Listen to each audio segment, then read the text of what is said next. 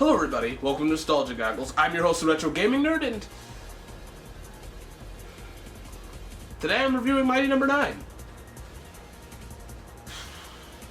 I legitimately never thought this game was gonna come out. Ever. It's been delayed and delayed and delayed for about 2 to 3 years.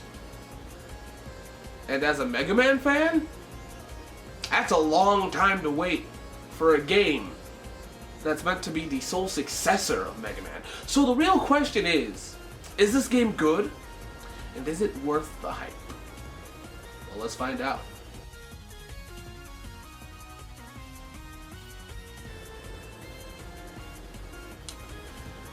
Around this time, I would probably tell you the story of the game. But I won't, because I believe that you should go out and play this game if you want the story. Also, this is written by Keiji Inafune. Let's be real here, you already know the story. Mighty Number 9 is an action platformer. It plays a lot like the Mega Man series, which is to be expected. It has the dashing ability from Mega Man X, and everything else from the Mega Man series, with the exception of the charge shot, which I believe is a missed opportunity. The design of this game is decent. It's almost there. It has a cartoony feel to it, but it doesn't play with it enough. If they added more color or something, it would be better. And do you know what kills me about this? Some of the level gimmicks are very interesting, but they're not quite interesting enough or played out enough. So let's just go to the good and the bads, because everything will be explained more in depth there.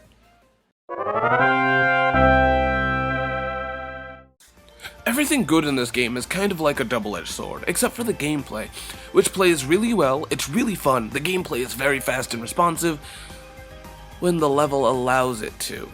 I'll talk more about that in the bad section though.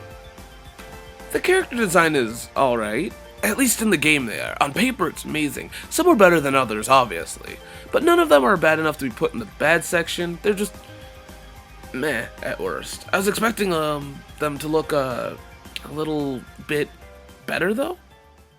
I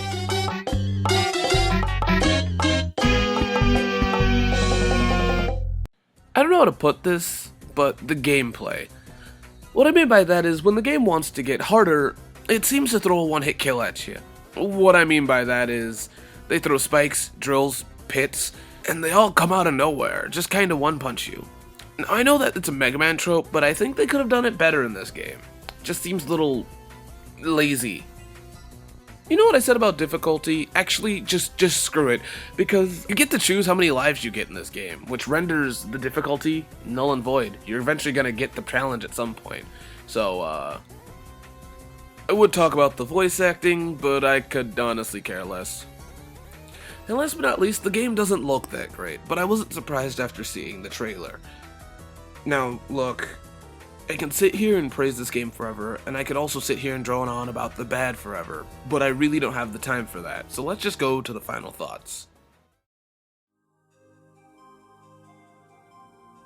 So is Mighty Number 9 a bad game?